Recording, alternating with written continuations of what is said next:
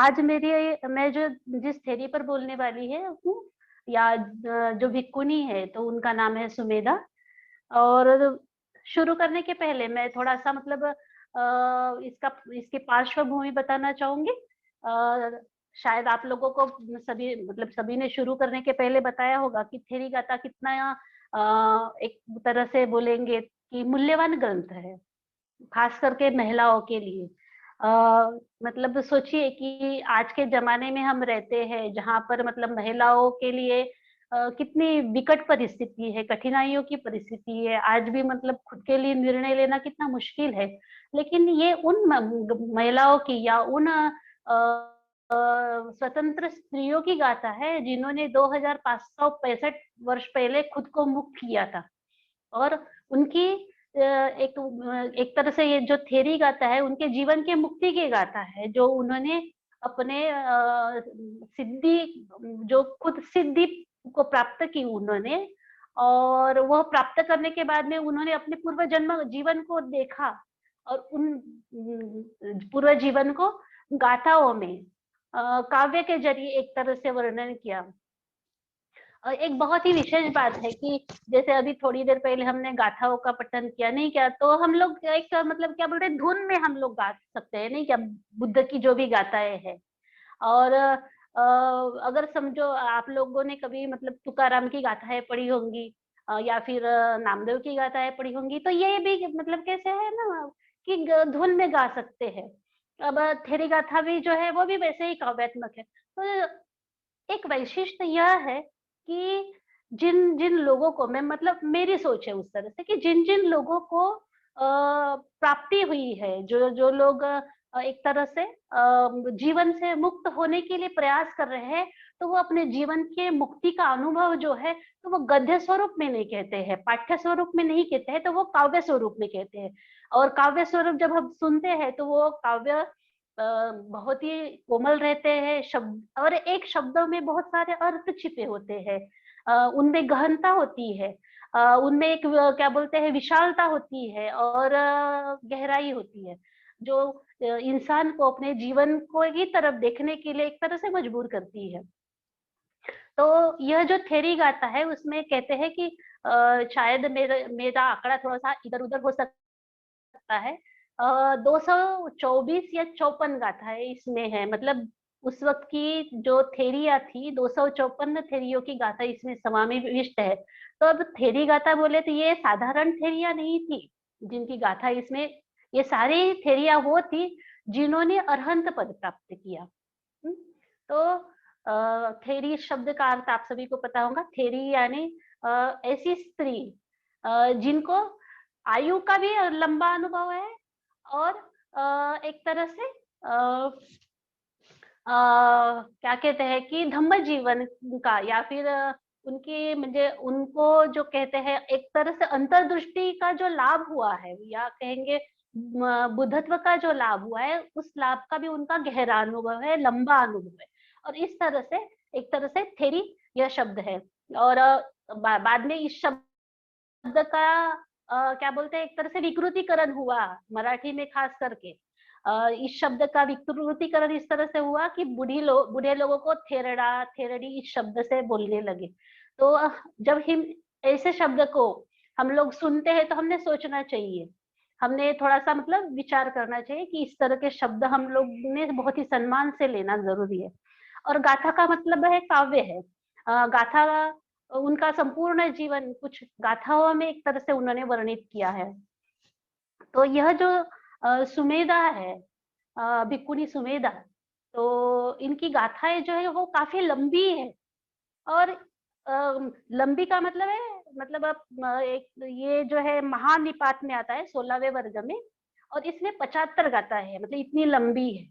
तो इन 75 गाथाओं में उन्होंने एक तरह से अपना जीवन को तो व्यक्त किया है, पर साथ ही में उन्होंने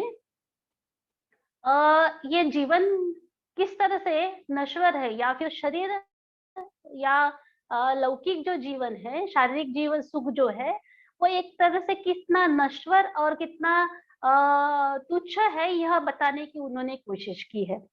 तो सबसे पहले हम लोग पार्श्वभूमि को समझेंगे। तो यह जो सुमेधा थी वो पहले राजा क्रौंच नाम का राजा था, जो मंतावती राज्य में राज करते थे। उनकी जो पट्टरानी थी, मतलब पहली जो रानी रहती थी ना, उनको पट्टरानी कहते थे।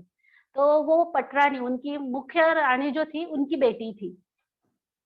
और ऐसा कहते हैं कि ये जो क्रौंच राजा और उनकी जो रानी थी, वो भी बुद्ध के एक तरह से अभिभावक थे, और बुद्ध के वचनों को वो सुनते थे, वो जीवन में लाने का प्रयास करते थे। और उसका एक परिणाम था कि सुमेधा को भी उस तरह से, एक तरह से घर से संस्कार मिले थे। और वो खुद भी, सुमेधा जो थी, वो खुद बुद्ध की अनुयायी थी। और बुद्ध के कारण वो बहुत ही प्रभावित थी, बुद्ध बुद्ध की शिक्षाओं से वो बहुत प्रसन्न थी। और इसलिए वो बुद्ध की जो शिक्षाएं थी वो अपने जीवन में उन्होंने उतारा था। तो इस कारण से वो काफी शीलवान थी, शीलों का आचरण करती थी। और ऐसा कहते हैं कि उनकी वाणी बहुत ही संयमित थी। और केवल संयमित ही नहीं थी उनकी वाणी, तो वो एक तरह से औरों को प्रभावित करने वाली भी थी। मतलब ऐसा कहते हैं कि वाणी में संयमित होना बड़ा ही मुश्किल कार्य है, हम सभी लोगों का अनुभव है। लेकिन जो शीलाचरणी है, जो शूलवान व्यक्ति है, वो अपनी वाणी के प्रति काफी जागरूक रहते हैं। इसलिए वाणी का जो इस्तेमाल है, वो बहुत ही, मतलब कम इसमें करने की कोशिश करते हैं। तो ये जो सुमेधा जी थी, तो ये बहुत ही विनम्र होगी, विनयशील होगी, और शीलवान होने के कारण वो उनकी वाणी बहुत ही मृदु थी, संयमी थी और प्रभावित थी। साथ में वो बहुश्रुत थी। अभी बहुश्रुत का कहने का मतलब है कि वो जो कुछ भी बुद्ध की शिक्षाएं हैं, वो वारंवार सुनती थी। अगर समझो आज के जमाने में हम सोचेंगे, तो एक तरह से बहुत सारे जो विदुषिया है, तो बहुत ग्रंथों का क्या बोलते हैं, ग्रंथ ग्रंथ पढ़ती है, अनेक ग्रंथ पढ़ती है, उन पर चिंतन मनन करती है। तो इस तरह से वो उन्होंने बुद्ध की अनेकों शिक्षाएं सुनी थी। और बहुश्रुत का मतलब एक तरह से ये भी है कि वो, मतलब उन अच्छी अच्छी चीजों को सुनती थी, जो जीवन के लिए लाभकारक है, जो जीवन के लिए एक तरह से सही दिशा देने वाले हैं। और वो बहुश्रुत होने का मतलब ये भी है कि उनकी स्मृति भी अच्छी रही होगी, नहीं क्या? क्योंकि हमें पता है कि बुद्ध के जमाने में ऐसी कोई, मतलब लेखन शैली वहां पर मौजूद नहीं थी, और लिपि का निर्माण भी नहीं हुआ, ऐसा कहते हैं। तो उस वक्त लिखने का मतलब सवाल ही नहीं था, कुछ लिखित वहां पर उपलब्ध हो, यह सवाल ही नहीं था। तो लोग जो कुछ भी सुनते थे, वो एक तरह से वो चिंतन, वो कंठस्थ कंठस्थ करते थे, याद करते थे। उसके कारण उनकी जो स्मरण की क्षमता थी, ऐसा कहते हैं, आजकल हम लोग तो सारा कुछ भी है जो है हमारी मोबाइल में सेव कर लेते हैं, है ना? तो अभी औरों का छोड़ दो, मेरा नंबर याद है और कुमार जी का नंबर याद है, बाकी किसी का नंबर नहीं याद। जब हम लोगों को फोन घुमाना पड़ता था ना पहले, रिंग डायल करते, तो बहुत सारे लोगों के नंबर याद रखते थे। उस वक्त 10 क्या बोलते हैं, 7 नंबर हुआ करते थे मोबाइल फोन के। तो उस वक्त मेरी मेमोरी अच्छी थी, लेकिन आजकल वे, मतलब मोबाइल का जमाना है, तो सब सेव कर लेते हैं। तो हम क्या बोलते हैं, एक छोटे से चौकोनी डिब्बे में हम सेव करते थे, लेकिन उस वक्त अपना जो ये दिमाग का डिब्बा है, उसमें सब चीजें फिट करना पड़ता था। अभी सोचो कि कितनी सारी चीजें उसने अपने दिमाग में, बहुश्रुत का मतलब है कितनी सारी चीजें, कंप्यूटर से भी ज्यादा उसका दिमाग तेज होगा, नहीं क्या, सुमेधा का? तो वो बहुश्रुत थी। और वो, ऐसा कहते हैं, वहां पर बहुत सुंदर शब्द है, वो शास्त्रा की विनीत थी। मतलब शास्त्रा के प्रति बहुत ही ग्रहणशील, विनम्र थी, और शास्त्रा के प्रति बहुत ही, मतलब एक तरह से वो सजग थी। तो शास्त्र, बुद्ध को शास्त्रा कहा गया है, क्योंकि ऐसा कि आप सभी को पता है, त्रिरत्न वंदना में हम कहते हैं ना, सत्ता देव मनुष्यानंग, नहीं क्या? जो बुद्ध जो है, तो देव और मनुष्यों के शास्त्रा है, जो राज्य करते हैं। बुद्ध राज्य करता है, देव और मनुष्य के ऊपर राज्य करते हैं। तो वो बुद्ध की एक तरह से विनीत थी। और जब वो बड़ी हो गई तो और उसके एक तरह से स्वयं के वर की जो है तैयारी हो गई थी। और उस दिन अ, वो स्वयंवर का दिन था या उसका वह उसके अगला दिन होगा। तो एक दिन वो अपने माता पिता के पास आई और वो कहने लगी कि आप लोग केवल मुझे सुने। कहती है कि आप दोनों माता पिता आप मुझे सुने। मुझे निर्वाण में बहुत सुख दिखाई देता है। क्या कहती है कि मुझे निर्वाण में बहुत सुख दिखाई देता है और मैं वहां पर खुशी देखती हूँ। कितनी बड़ी बात है। हमारे लिए तो बड़ा मुश्किल काम है, नहीं क्या? निर्वाण का को समझना ही हमारे लिए बहुत मुश्किल है, लेकिन वो शास्त्रा के प्रति काफी ग्रहणशील थी। शास्त्रा के जो उपदेश है उनके प्रति ग्रहणशील थी, खुद शीलवान थी, खुद वाणी से संयमित थी। और इसलिए वो कहती है कि मैं निर्वाण के प्रति खुशी रखती हूँ, प्रसन्न हूँ मैं निर्वाण से। और कहती है कि जो सांसारिक जीवन है उसमें मुझे कोई नित्यता नहीं दिखाई देती, शाश्वत नहीं दिखाई देता मुझे। वो बाहर से इतना भव्य दिव्य दिखाई देता है, बहुत चमकीला भड़कीला है, हा? बहुत ही मतलब ऐसे लुभावना है, लेकिन वो बहुत ही अल्प प्रसन्नता वाला है। मतलब कितना भी वो ऐसे मन को आकर्षित करने वाला दिखाई पड़े या काम जीवन जो है, लेकिन मुझे उसमें ऐसे अनंत सुख नजर नहीं आता। बहुत ही छोटा सा सुख है और ज्यादा से ज्यादा उसमें बहुत ही दुख है। और मुझे यह काम भोग का जो जीवन है बहुत ही तुच्छ दिखाई पड़ता है। क्या कहती है वो कि यह जो काम भोग का जीवन है मुझे बहुत ही तुच्छ दिखाई पड़ता है, क्योंकि यहाँ पर जो सारी इंद्रिय तृष्णाएं हैं वो कैसे है? जैसे सांप का जहर हो। सांप का जहर कैसे है? तो वो कहती है कि एक तरह से कड़वा है और वो जहरी है। मतलब ये काम तृष्णाएं जो है ये कड़वी है स्वाद में, और सांप के जैसे विषैली है। तो मुझे इनमें कोई सुख दिखाई दिखाई नहीं देता। मुझे क्या समझता है कि जो मूर्ख लोग हैं, जो मूर्ख लोग हैं वो इन काम तृष्णाओं में पड़कर मूर्छित हो जाते हैं, बेहोश हो जाते हैं, नहीं क्या? अब हम लोग भी मतलब अपने आप का जीवन देखते हैं। जब मैं ये पढ़ रही थी तो मैं अपना जीवन नाप तोल रही थी कि कितना उस काल में भी वो कितनी सजग है और मैं इस काल में कितनी बेहोश हूँ वो देख रही थी। तो हम एक तरह से वो कहती है कि जो मूर्ख लोग हैं इसमें पढ़ते हैं, ये काम तृष्णा के जीवन में पढ़ते हैं और फिर लंबे समय के लिए नरक में चले जाते हैं। और पड़े रहते हैं। और वो आगे कहती है जो पाप कर्म के कारण शोक करते हैं, उसी में रहते हैं और पाप कर्म करते रहते हैं। और लौकिक जग में हमेशा पाप बढ़ाते रहते हैं। इसमें वो कहते हैं लौकिक जग का मतलब है, पाली में उन्होंने विनिपाते यह शब्द कहा है, इंग्लिश में उसका लोअर रिलम मतलब निचला निचला जग, जिसे हम लौकिक जग कहते हैं। तो लौकिक जग में ये जन्म लेते हैं और एक तरह से हमेशा पाप बढ़ाते रहते हैं। वो कहती है कि जो मूर्ख है वो हमेशा काया वाणी और मन से संयत नहीं रहते हैं। जो मूर्ख है उनकी काया वाणी और मन जो है मतलब एक तरह से संपूर्ण अस्तित्व से वो असंयत व्यवहार करते हैं, और इन असंयत व्यवहार के कारण, अजागरूकता के कारण वो लौकिक जग में हमेशा पाप बढ़ाते हैं। वो कहती है कि जो मूर्ख है, अज्ञानी है, लोग है, वो अचेतन है, अजागरूक है, और दुख के कारण वो अपने निवारणों को भी बढ़ाते हैं, दुख समुदाय को बढ़ाते हैं। अपनी जो तृष्णाएं हैं वो बढ़ाने के कारण वो अपने पापों को बढ़ाते हैं और उन्हीं दुख में फिर से पड़े रहते हैं, और लौकिक जग में जो है वो पाप बढ़ाते रहते हैं। वो कहती है कि उनका जीवन एक तरह से अवरुद्ध है। अवरुद्ध का मतलब एक तरह से बंधा हुआ है। बंद है, जिसे हम लोग कहते हैं ना, पानी का बहाव अगर छोड़ दिया जाए और अगर नाली अवरुद्ध हो तो वहां पर मतलब वो पानी जम जाता है, जिससे वो बदबू आती है।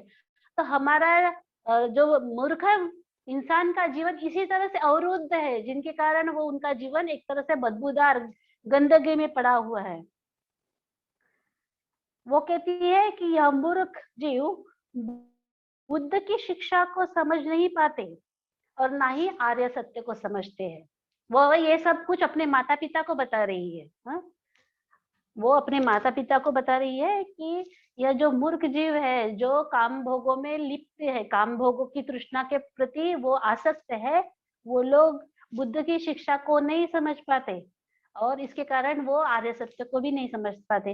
वो कहती है अपनी माँ से, अम्मा, बुद्ध ने जो महान शिक्षा दी है वो बहुत से लोगों को पता ही नहीं, इसलिए बार बार जन्म लेने से वो प्रसन्न रहते हैं और एक दूसरे का अभिनंदन करते हैं। हम लोग बोलते हैं ना, किसी को बच्चा हो गया तो कांग्रेचुलेशन व्हाट्सएप पर, वो कहती है हम लोगों को कह रही है एक तरह से कि हम मूर्ख लोग हैं। हाँ, बार बार जन्म लेने के लिए वो अभिनंदनीय कार्य कहते हैं, जबकि वो दुख का कारण है। देखो उसकी प्रज्ञा। हमें अभी वो प्रज्ञा नहीं है ना, कि जन्म लेना हमारे लिए बहुत खुशी की बात है, लेकिन वो कहती है जन्म लेना कितनी दुख की बात है। लेकिन मूर्ख लोग जन्म लेने को अभिनंदनीय बात कहती है, और ऐसे लोग फिर देवलोक में भी उत्पन्न होने की इच्छा रखते हैं। आप लोगों में से बहुत सारे धम्ममित्र है, तो उन्होंने मन प्रतिक्रियात्मक सृजक का अभ्यास किया होगा और उनमें भवचक्र पढ़ा होगा, तो आप लोगों को पता है इसमें से देवलोक। देवलोक मतलब जहां पर एक तरह से भौतिक तृष्णाओं में लिप्त रहना, वहां पर काम वासना की जो तृष्णाएं हैं, उनमें पड़ा रहना, और अनित्यता की वहां पर जागृति नहीं होती है। तो ऐसे लोग, ऐसे मूर्ख लोग जो है वो देवलोक में उत्पन्न होने की इच्छा रखते हैं, और उस लोक में उत्पन्न होने के बाद में जो मतलब जो लोग में उत्पन्न होते हैं, वहां की अनित्यता अशाश्वतता उनको दिखाई नहीं पड़ती है, इसलिए वो बार बार जन्म लेते हैं। और वो बार बार जन्म लेते हैं, लेकिन बार बार जन्म लेने से डरते भी नहीं है। मतलब एक तरह से ये जो अज्ञानी लोग हैं, ऐसा कहिए कि जैसे गेंडे की चमड़ी नहीं क्या बहुत मोटी रहती है, तो दुख को मतलब झेल झेल कर वो इतने आदी हो जाते हैं कि उनको डर नहीं लगता है बार बार जन्म लेने से, ऐसा सुमेधा कह रही है। वो आगे में ये संसार का एक तरह से वर्णन करती है कि चार ऐसी जगह है जहां पर दुर्गति प्राप्त होती है। अभी ये चार जगह है, मतलब आप लोगों को पता होगा कि एक तो असुर लोक है, प्रेत लोक है, नरक लोक है, और चौथा जो है वो प्राणी लोक। तो ये चार जगह है जहां पर मतलब एक तरह से दुर्गति है, लेकिन दो जगह है जहां पर मतलब सुगति है। लेकिन अगर मूर्ख आदमी नरक में अगर चला जाए तो वहां पर प्रव्रजा लेना भी दुर्लभ होता है, क्योंकि वो नरक में अगर चला जाता है तो उसको वो एक तरह से जागृति नहीं है। वो उन पीड़ाओं को झेलते रहता है और इस तरह से कृत्य करता है कि फिर से पीड़ा में चला जाए। वो इस तरह से कृत्य करता है कि जैसे वो फिर से पीड़ा में चला, मतलब सुख, ऐसे समझे कि सुख की लालसा उसको फिर से पीड़ा की तरफ लेकर जा रही है और वो फिर से पीड़ा में पड़ रहा है। तो सुमेधा वही बता रही है कि ये जो मूर्ख इंसान है, मूर्ख जीव जो है, वो इस तरह से मतलब खुद को नरक में डालते देते हैं कि जहां से प्रव्रजा लेना बहुत ही दुर्लभ है। तो ये सब वो क्यों बता रही है कि वो माता पिता को एक तरह से एक तरह से वो मना रही है कि जिस जीवन में आप मुझे डालना चाहते हो, वो जीवन मेरे लिए सुख का नहीं है। मेरे लिए मेरे समाधान के लिए नहीं है। एक तरह से यह जो काम तृष्णा का जीवन जो है, काम भोगों का जो जीवन है, वो मुझे अंतिम सुख नहीं दे सकता। इसलिए वो एक तरह से अपनी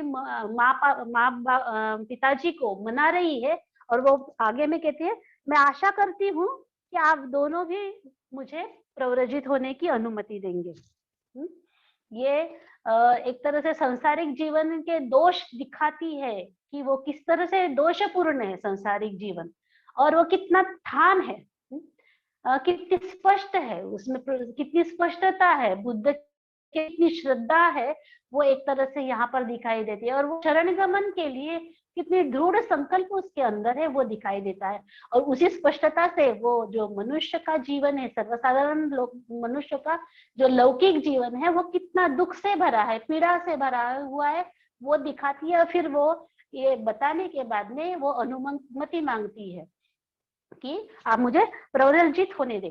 अब प्रव्रजित होने के लिए भी एक तरह से उनको कन्विंस करती है, कन्विंस कर रही है ना, आज के शब्द में बोले तो वो क्या कहती है कि ये प्रव्रजा क्यों चाहिए, प्रव्रजा क्यों सुख के लिए अच्छी है, वो बताने के लिए वो एक तरह से अपने माता पिता को कन्विंस कर रही है। क्या कहती है कि जो 10 बल बुद्ध है, धम्मक की देशना देते हैं।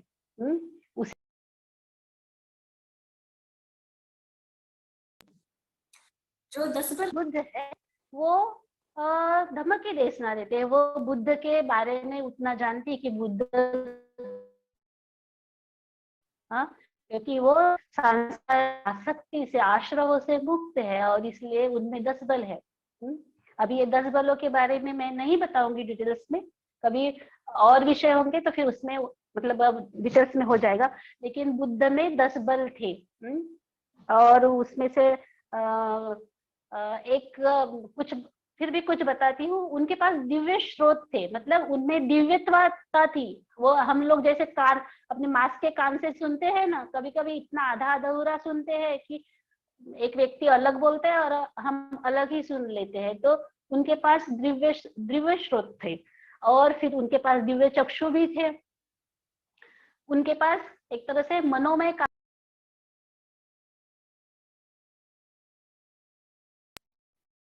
एक काया से दूसरी काया में एक तरह से ट्रांसफॉर्म होने की उनमें शक्ति थी। स्थान विपाकबल, एक स्थान से दूसरे स्थान में वो ट्रांसफॉर्म होने की भी उनमें बल था। यह ग्रंथ कहते हैं, मैं नहीं कहती हूँ बहनों। तो ये मुझे इतने याद आ रहे, और है मतलब मुझे जो अभी समय मतलब याद नहीं आ रहे, लेकिन ऐसे बल उनमें है, ऐसे उसे पता था।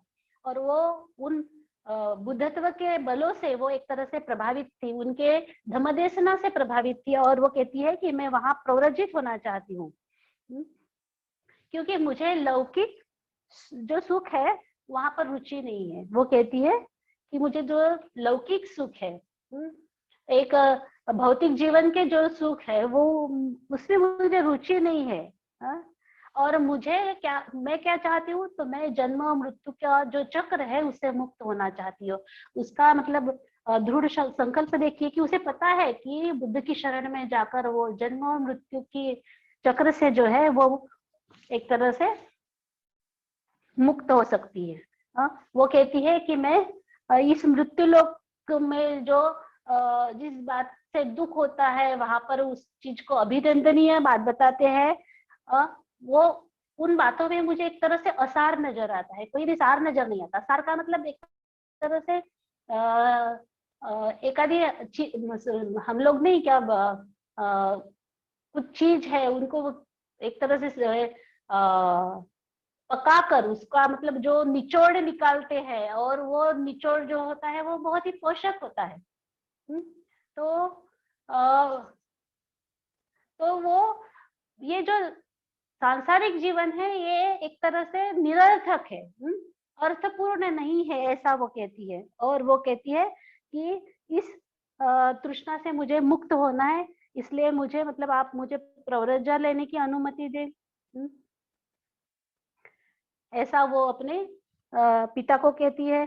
वो कहती है कि वो मैं शीलों का आचरण करूंगी, मैं ब्रह्मचर्य का आचरण करूंगी, और मैं ऐसा कोई भी कार्य करूंगी नहीं जिससे मेरा शील या ब्रह्मचर्य दूषित हो। बुद्ध जहाँ निर्माण हुए हैं वहां पर लाभ का क्षण है।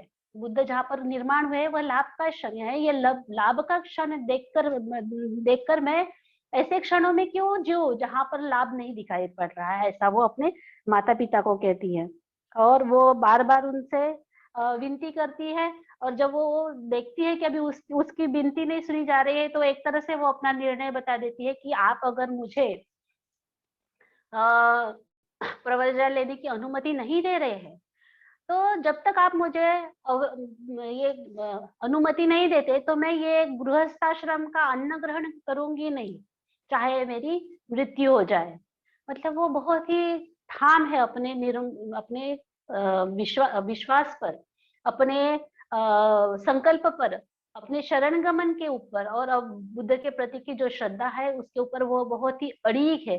और वो कहती है कि जब तक आप मुझे प्रव्रजा नहीं लेने की अनुमति दे दे, तब तक मैं अन्न ग्रहण नहीं करूंगी, और अगर अन्न छोड़ दूंगी और मेरी मृत्यु भी हो जाएगी तो ये कोई बात नहीं, मेरे लिए वो चलेगा। तो ये जब ये सब सुनते हैं, तो स्वाभाविक ही है, अगर माता पिता है और वो भले ही बुद्ध तो मतलब बुद्ध के शासक है या अनुयायी है, शासक नहीं, सॉरी, बुद्ध के भले ही अनुयायी है, लेकिन वो शायद उतना मतलब स्पष्टता से जीवन को नहीं देख रहे हैं। तो जब ये माता पिता सुमेधा की बात सुनते हैं, तो वो बहुत ही भयभीत भी होते हैं और दुखी होते हैं। और सुमेधा ने तो एक तरह से मतलब उनके ऊपर मतलब जिम्मेदारी डाल दी कि आप अगर नहीं मुझे अनुमति देते हैं, तो मैं अपना अन्न त्याग कर दूंगी, मेरी मृत्यु भी हो जाएगी तो चलेगी। और ये वो इतना ही नहीं करती, तो वो नहीं कि छोटे बच्चे अगर कुछ मिला नहीं तो शरीर डाल देते हैं फर्श पर, और हाथ पैर पसर कर रोने लगते हैं। वो हाथ पैर पसर करना नहीं रो रही है, लेकिन उसने शरीर को जमीन पर डाल दिया कि मैं मृत्यु के लिए भी तैयार हूँ। अब देखिए कि जब बच्चे इस तरह से करते हैं, तो माता पिता का दिल किस तरह से होता है। तो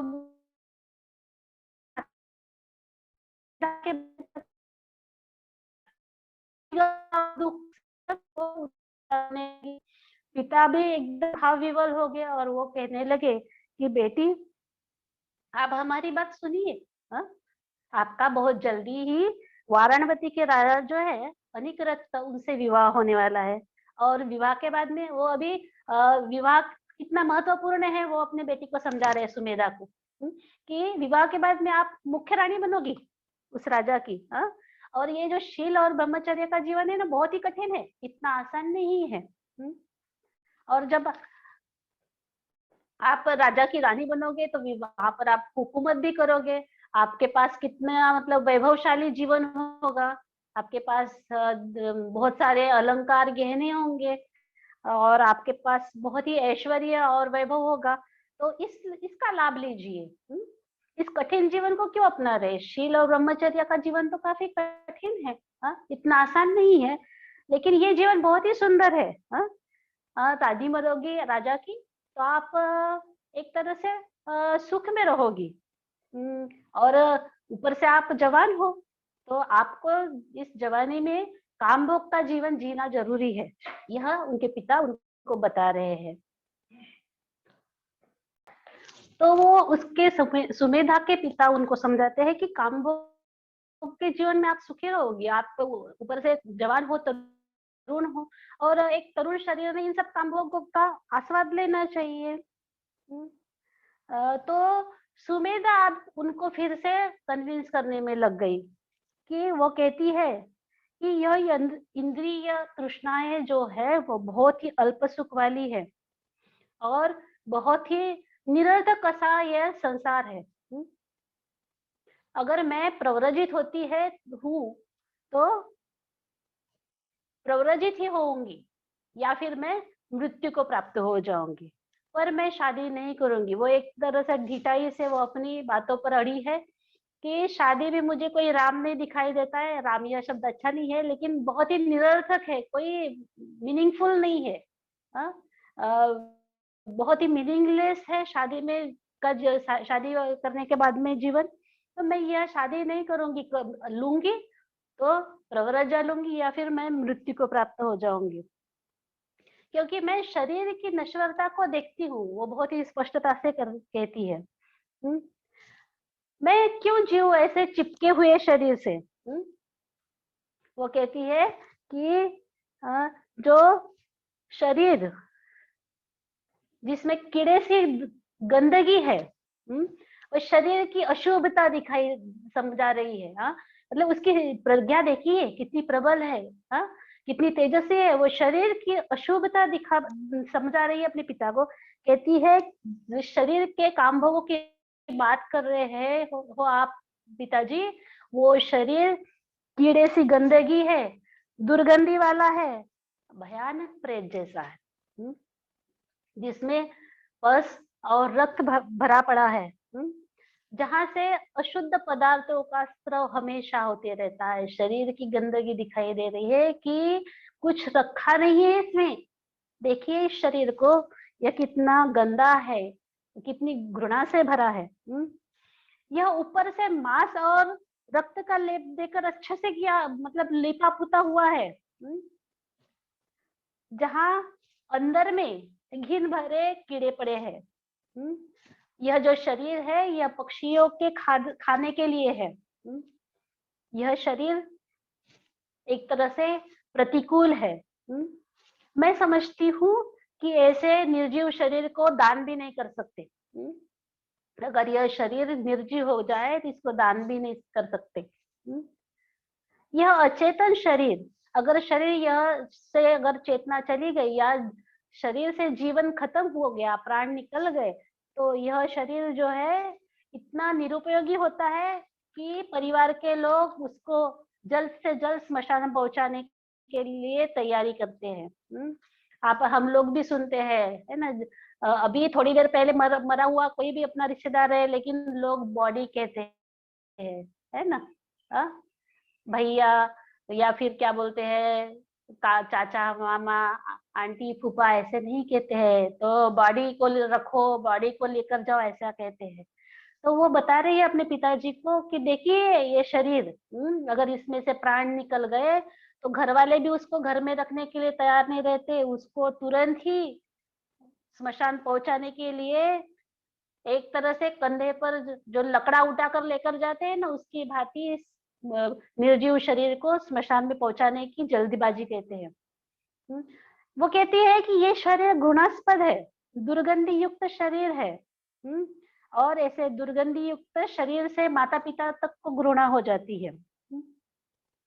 और ऐसा क्यों कहती है वो कहती है कि माता पिता भी शरीर को स्मशान में पहुंचाकर आने के बाद में स्नान करते हैं।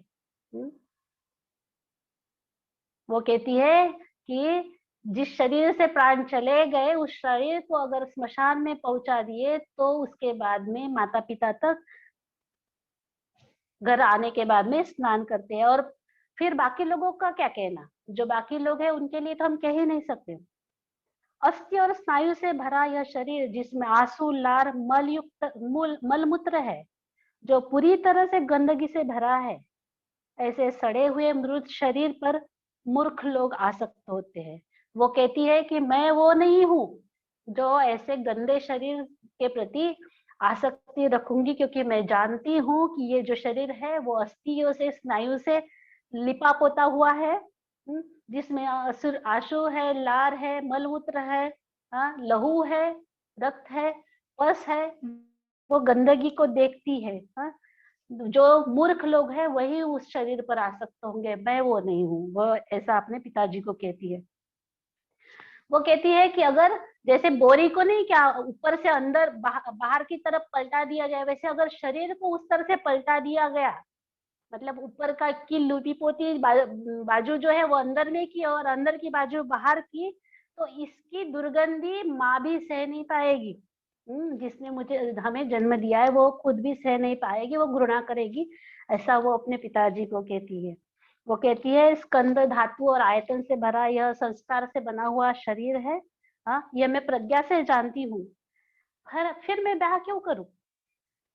अगर मैं जानती हूँ तो ब्याह क्यों करूं?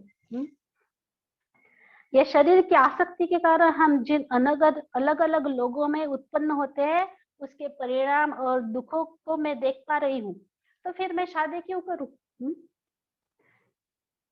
वो अपने पिताजी को कहती है पिताजी मैं आज ही गृह त्याग करूंगी। वो इस तरह से उनका संवाद होते रहता है। वो बताती है कि यह आप जो कामभोग की बात कर रहे हो ना, वो कामभोग का जीवन कितना अल्प सुख वाला है। जिस जवानी की आप बात कर रहे हो वो जवानी ये वाला जो शरीर है वो कितना सड़ान से भरा हुआ है, दुर्गंधि युक्त है, घृणास्पद है, वो बताती है। तो उधर क्या होता है, उसी वक्त शादी का समय हुआ है, इसलिए वो जो वाराणवती का जो राजा है अनिकरत्त, वो तैयारी करता है आने के लिए। हाँ, और वो उधर निकल रहा है अपने नगर से, तो इसने इधर सुमेघा ने क्या किए, अपने महल के दरवाजे बंद कर दिए, अपने जो घुंघराले सुंदर ऐसे काले कोमल केस से उनको उसने तलवार से छाड़ दिया, और वो ध्यान के लिए बैठी। ध्यान को बैठने के बाद में वो तुरंत ही पहले ध्यान में चली गई। आपको पता है पहले ध्यान का मतलब क्या है? अपनी मनो की विचलितता नष्ट हुई है, मन स्थिर है, एकाग्रता की स्थिति में है, विचार वितर्क है, लेकिन वो सुख और एकाग्रता की स्थिति में पहुंचता है, तो वो ध्यान के लिए बैठ गई। और फिर जैसे ही वो प्रथम ध्यान को प्राप्त करती है और ध्यानस्थ है, तो उसी समय वहां पर वो अनिकृत पहुंचता है। और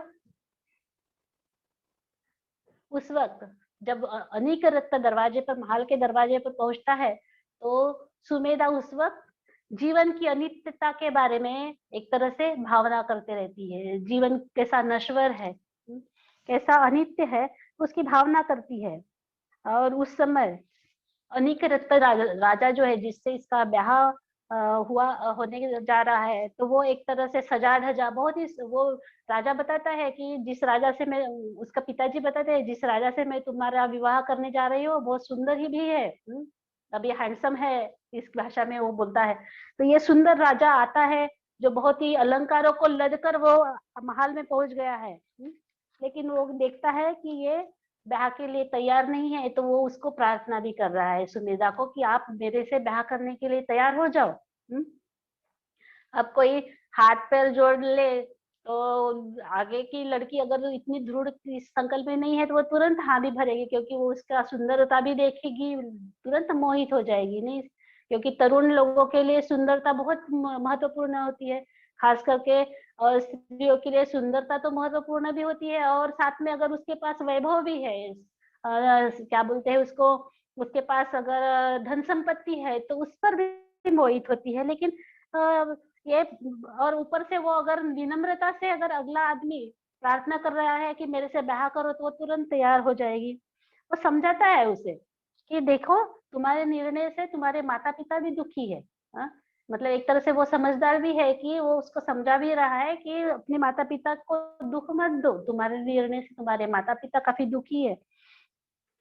तो वो फिर से उसको समझाती है कि मुझे काम तृष्णा के लाभ मत दिखाओ, मैं उनके दोषों को समझती हूँ। वो देखो कितनी होशियार है, वो कहती है कि उसके लाभ मुझे मत समझाओ, तुम खुद भी उसके दोषों को देखो। वो कहती है तुम खुद भी उसके दोषों को देखो।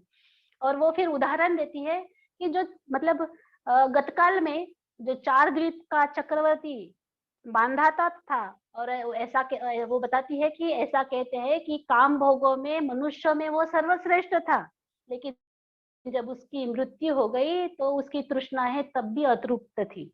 तो वो कहती है कि ऐसी तृष्णाएं अतृप्त रहती है, कितने भी सुख ले लो, तृप्ति नहीं है इन सुखों में, काम भोग के तृष्ण में, क्योंकि शरीर दुर्गंधि युक्त है, नाशवंत है।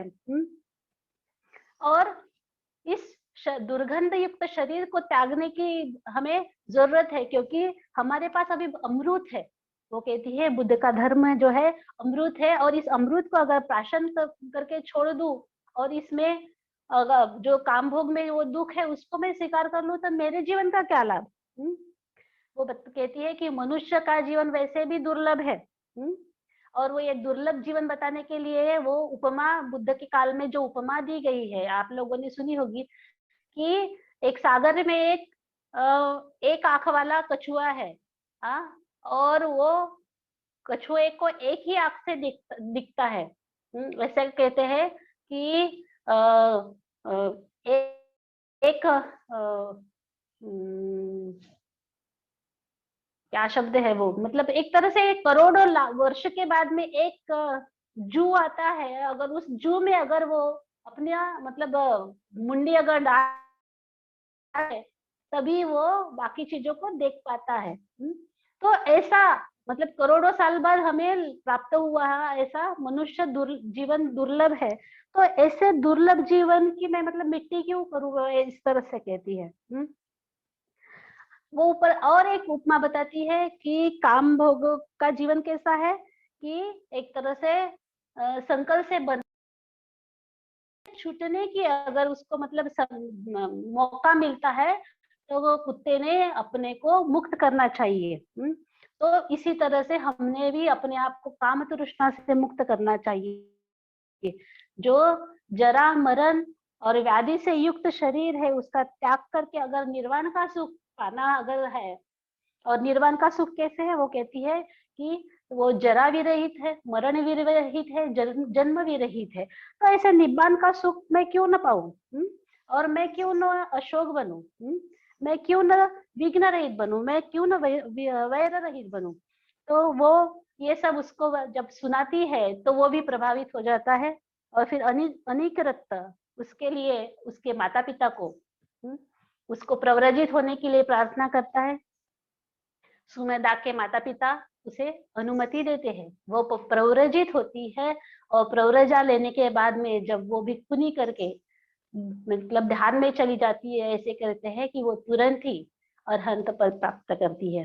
तो बहनों, ऐसी ये भिक्षुनी सुमेधा है, और वो उस काल में, बुद्ध के काल में उसने खुद को मुक्त कर लिया है। और उसकी इतनी क्या बोलते हैं, वो कितनी प्रज्ञावान थी, वो कितनी शीलवान थी, वो कितनी सुस्पष्टता से देखती थी। हाँ, संसार और निर्वाण का वो भेद किस तरह से जानती थी। और वो कितनी क्या बोलते हैं कि एक तरह से अपने जीवन के प्रति, अपनी श्रद्धा के प्रति एक तरह से निग्रही थी, दृढ़ संकल्प से युक्त थी। तो हमने भी इस तरह से मतलब एक तरह से अपना जो जीवन है उसके प्रति दृढ़ रहना चाहिए, हमारे शरण गमन के प्रति और लगाव बढ़ाना चाहिए। और हम अगर अपने शरण गमन के प्रति, हमारे धार्मिक जीवन के प्रति अगर हम और अपना लगाव बढ़ाते हैं, तो स्वाभाविक ही है हमारे संसार के जो दुख है उनसे हम लोग धीरे धीरे ही सही मुक्त हो जाएंगे। तो बहनों, आप सभी ने मुझे बहुत शांति से सुना। भोपाल सेंटर की तरफ से मुझे आप लोगों ने निमंत्रित किया, और खास करके विद्यावर्धिनी ने यह तेरी गाथा का यह जो प्रयोजन निर्माण किया, इसके लिए, और सम्यकान ने भी मुझे यह मौका दिया, इसलिए आप सभी लोगों का मैं बहुत बहुत धन्यवाद देती हूँ। और आशा करती हूँ कि इसी तरह से हम लोग मिलते रहेंगे, और इस थेरी गाथा से आपको एक तरह से स्पष्टता आई होगी, ऐसी मैं आशा करती हूँ। तो बहुत बहुत धन्यवाद, बहुत बहुत पुण्यानुमोदन। जय भीम, नमो बुद्धाय।